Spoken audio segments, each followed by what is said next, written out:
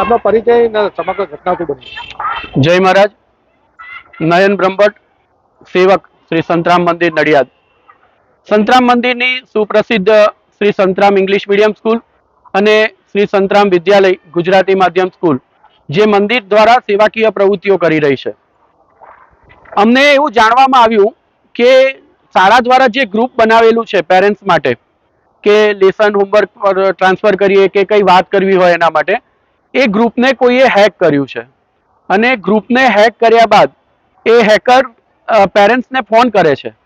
Phone કરીને એવું જણાવે છે કે અમે શાળામાંથી બોલીએ છીએ, શાળામાંથી ટીચર બોલીએ છીએ, કાં તો કોઈ અનનોનનું નામ દે છે શાળાનું, અને હવે અમે ઓનલાઈન પ્રેઝન્ટ શરૂ કરવા જઈ રહ્યા છીએ, કાં તો કોઈ બી એક બહાનું બનાવે છે અને હવે એના માટે તમારા બાળકનું નામ એડ કરીએ છીએ, હવે આપનામાં એક ઓટીપી આવશે, એ અમને આપો એટલે એડ થશે.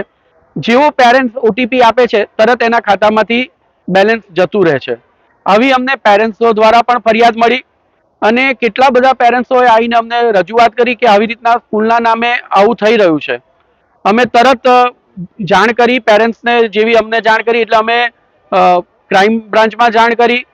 એના બાબતે સજાગતા આવે એટલા માટે પેરેન્ટ્સમાં પણ એક વિડીયો બનાવીને મૂક્યો, એ પહેલાં મેસેજ મૂકી દીધો. અમે ત્યાં ગયા ત્યારે અમને ખબર પડી કે આવું નડિયાદની અંદર 2 દિવસથી, ગઈકાલથી કે આવું ચાલી રહ્યું છે અને આ સ્કૂલ માટે જ નહીં, અન્ય કોઈ ટ્યુશનોના ગ્રુપને, અન્ય કોઈ બીજા એડવાળા ગ્રુપમાં ભેગા થઈ અને ત્યાં પણ આવા મેસેજ જઈ રહ્યા છે અને કેટલાય લોકો આનો શિકાર બની રહ્યા છે.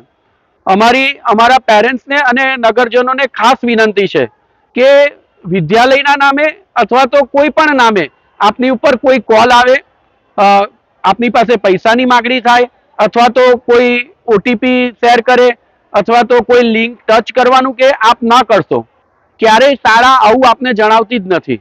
અને નગરજનોને પણ ખાસ વિનંતી છે કે આ જે કંઈ ચાલી રહ્યું છે એની અંદર આપ સહકાર આપશો અને એને રોકવા માટે આપણે બધા ભેગા થઈ અને એક પૂરો પ્રયત્ન કરીએ. જય મહારાજ. પોલીસને જાણ કરી આ બાબતે અમે જાણ કરી છે અને સાહેબે પણ અત્યારે એમની કામગીરી શરૂ કરી છે અને ખૂબ જ નજીકના સમયમાં લગભગ મને એવી પણ જાણ કરી છે કે અમે ગમે તેમ કરીને એને પકડી લઈશું. કેટલા વાલીઓના પૈસા ગયા એવું લાગે? અત્યાર સુધી 6-1 વાલીઓએ તો અમને જાણ કરી છે. ઘણા લોકો બીને આવતા નથી સામે, પણ કેટલાય વાલીઓએ એવું કહ્યું કે અમારા ઉપર આવી રીતના ફોન આવ્યા. બન્યું છે એવું કે અમારી પાસે રેકોર્ડિંગ બી છે, બધું જ છે. કોઈ જેન્ટ્સનું રેકોર્ડિંગ છે, કાલે રાત્રે કોઈ બેનની ઉપર ફોન આવ્યો એ કોઈ લેડીઝનું હતું. એટલે કોઈ આખી ગેંગ આ સક્રિય થઈ છે અને ખાસ કરીને ખેડા જિલ્લાને ને નડિયાદને ટાર્ગેટ કર્યું હોય એવું અમને લાગી રહ્યું છે. કયા પ્રકારથી પૈસાની માગણી કરવામાં આવે છે? બહુ જુદા જુદા પ્રકારથી માગણી કરે છે. એમાં એક અગત્યની બાબત તો એવી છે કે ગ્રુપમાંથી કોઈ પેરેન્ટ્સનો નંબર હેક કર્યો.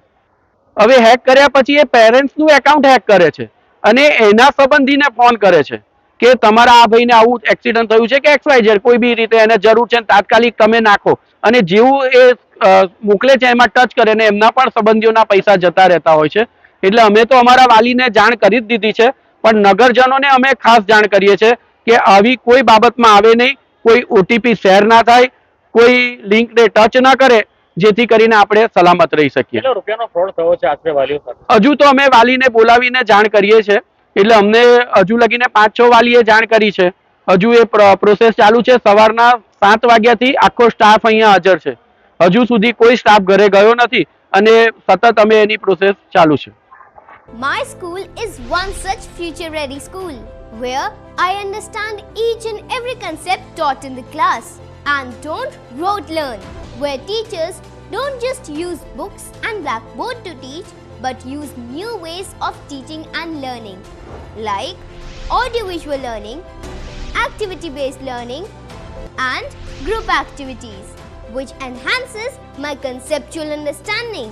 My school also teaches coding, which is an important 21st century skill. Not just that, I get an opportunity to showcase my skill on a national platform. And with all this, I acquire important skills that make me future ready and confident. Would you also like to know where is my future ready school? Visit now and see for yourself.